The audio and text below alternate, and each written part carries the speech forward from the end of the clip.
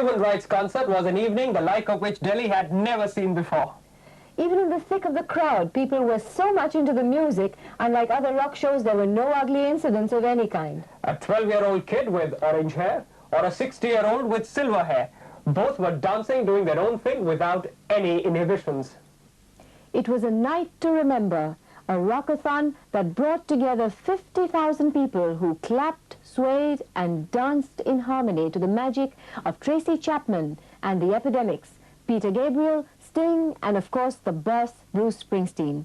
The Human Rights Concert, organized by the Human Rights Foundation and sponsored by the Times of India, turned out to be more than just a rock show, and nothing, not even the clash of interests between the Human Rights Foundation and Times of India, could mar the happening of the year. Newstrack's Pamela Rooks was one among the many there.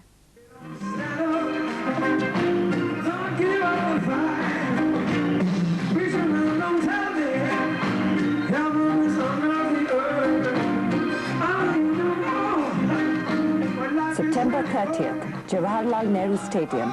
It was the music event of the decade. This was the first time that a galaxy of mega rock stars put India on its itinerary of a 6-week, 14-nation tour. The cost was an estimated $23 million to promote the cause of universal human rights. The audience crossed all class and age barriers.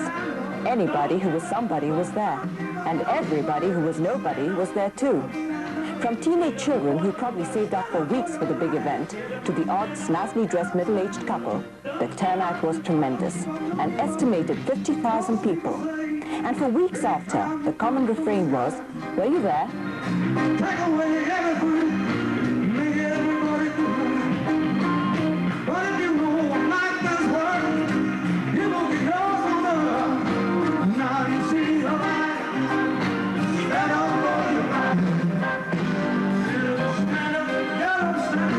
stand up for your right.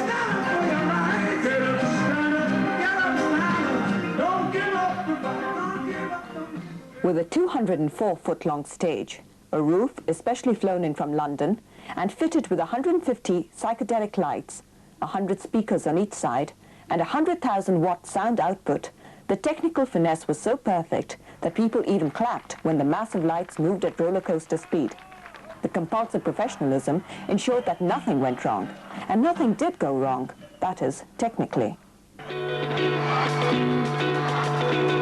Audience reaction built up to a slow but steady crescendo. Delhi was given its first taste of Senegalese YOUSSOU Afro-Caribbean rhythm, the Umbalaks.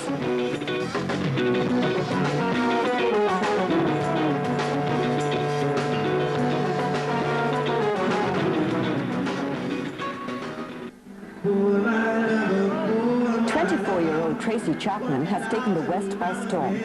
Rarely does modern pop accommodate women with such open political anger. And not since 1963 has a folk album hit the charts. Tracy Chapman's debut album, by the same name, has crossed the 1 million mark in sales since its release in 1987.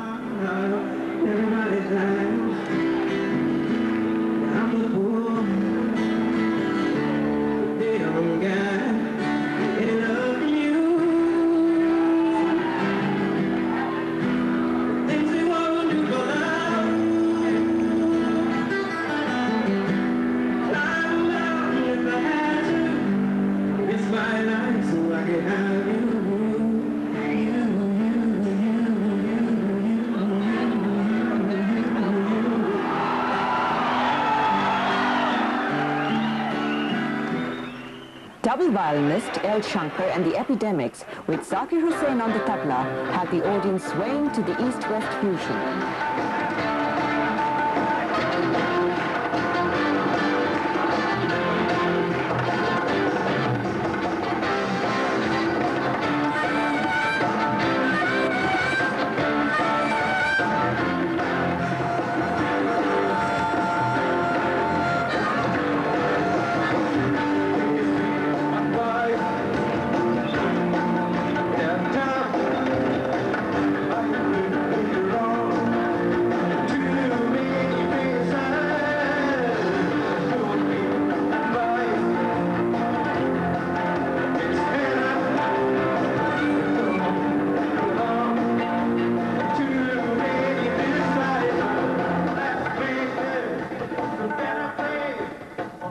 But it was Peter Gabriel who blazed the trail as he softly crooned Biko to an enraptured audience. Inspired by the death in prison of South African activist Steve Biko, this song till today remains one of Gabriel's most qualitative works. When I try to sleep at night, I can only dream the outside world is black and white with only one color dead. Oh, Nico, Nico, Nico,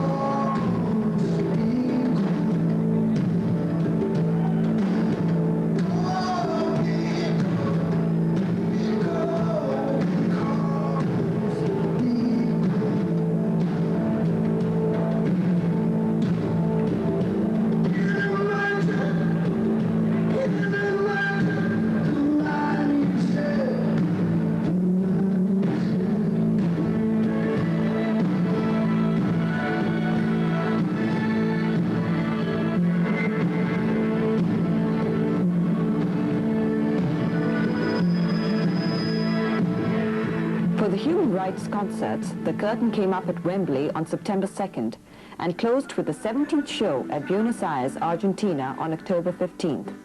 With a 200-strong entourage, the rock stars toured 5 continents and played to 1 million enthusiastic fans.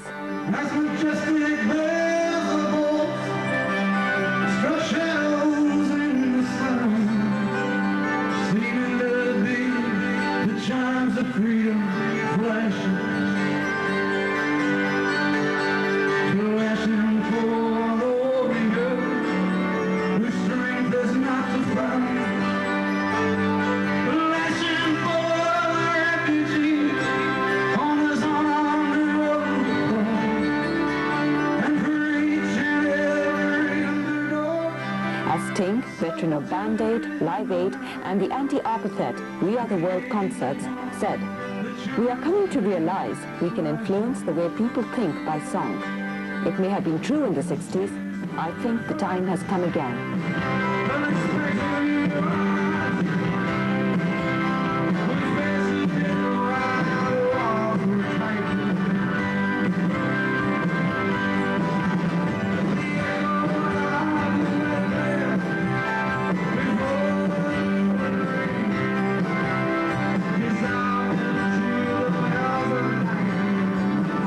Gabriel, once the guiding light of Genesis and art rock, is now the moving force behind the Human Rights Concert Tour, organized by Amnesty International through the Human Rights Foundation and subsidized by the Reebok Foundation, a sportswear manufacturing company.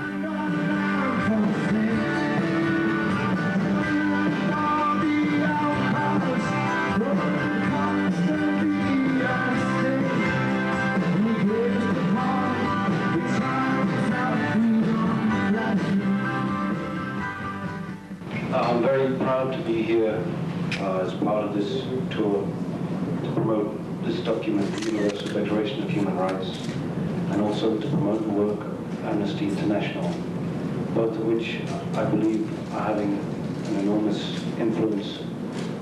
And I think many people around the world are unaware that this document exists. Certainly I was up till about 5 years ago. We want more domestic human rights groups. We want more Amnesty members worldwide, especially in Asia.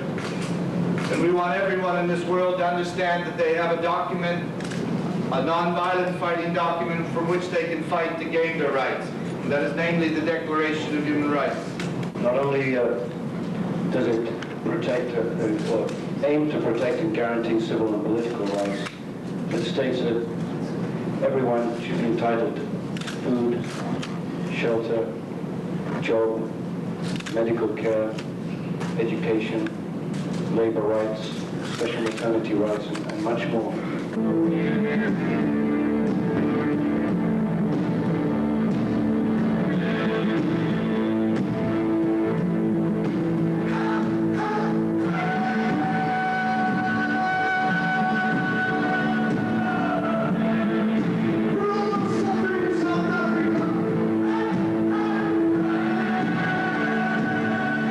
But no spectacular event is without its share of controversy.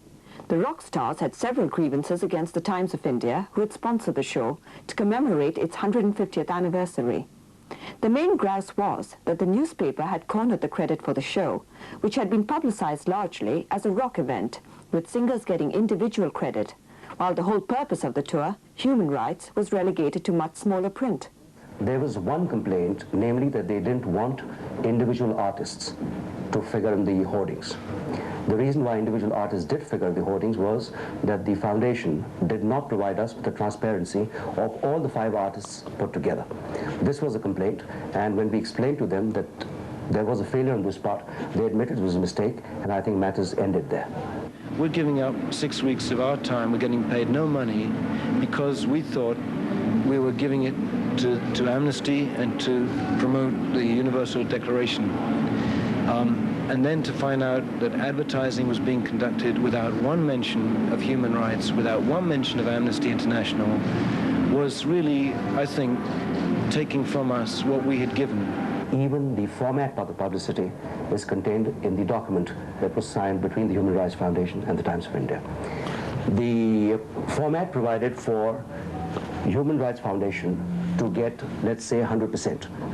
And then you had a series of people who were to be mentioned in the publicity, namely Times of India, 50%, the Reebok Foundation, which is subsidizing the entire program excepting the one in India, would get 33%. The 40th anniversary of the Declaration of Human Rights, 50%, and the artists, 50%, etc. Every publicity spot, whether on television or the billboards or the advertisements in newspapers, conformed very strictly to this format. And in fact, at a press conference given after the concert was over, the president of the Human Rights Foundation admitted as much. The real cause of why we're here is the Declaration of Human Rights, right? That's what we wanted. It wasn't in the advertising. We gave them hell about that. They put it in there now. We're sorry it's late. Absolutely. It should have been in there. Absolutely. It is now in there. And when we do the show, you'll see it in there. Significantly, on the day before the show, when the rock stars threatened to call the whole thing off, Human Rights Now got top billing, while Times of India appeared in finer, much subdued print at the bottom of the page. The pricing of the tickets was another bone of contention. The highest denomination was 2,000 rupees. Now here again, there was unfair criticism because, as they admitted later, they did not know that the 2,000 rupee tickets were bought mainly by private foundations, institutions, etc. And that the money was not to attend the show, so to speak, but because they knew it was going for a charitable purpose. We were disgusted to learn of the price. I mean, I'm sure that the average Indian will not actually be sitting in those seats, so perhaps it's all right if the money goes in the right direction, that those with more money pay a little more for their seats, providing the money helps the cause of human rights. And one of the things when we discovered what was going on was that we requested that we can get a big video screen outside the stadium so that those who cannot afford to come in can still participate and hear the message of human rights. Things came to a boil on the day of the show when Bill Graham's security men beat up the Times of India's photo editor, and all the other photographers walked out in protest. Later, Sandeep Shankar filed an FIR against the Human Rights Foundation at the Lodi Road police station. But the show went on, and nothing could mar the excitement of watching the boss perform his 1984 #1 hit single.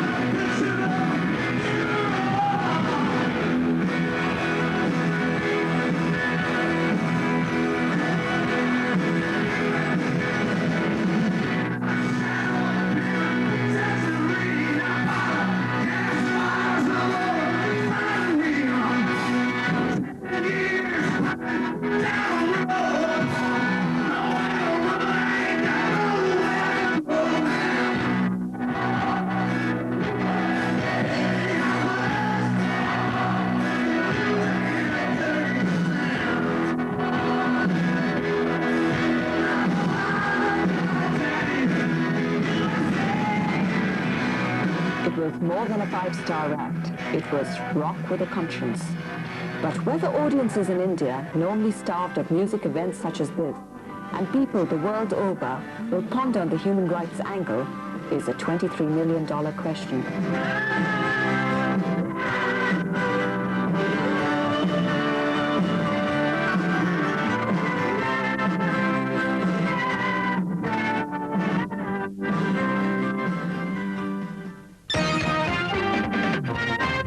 It's great to end on such an upbeat note. Keep the letters rolling in. We're going to be here every month.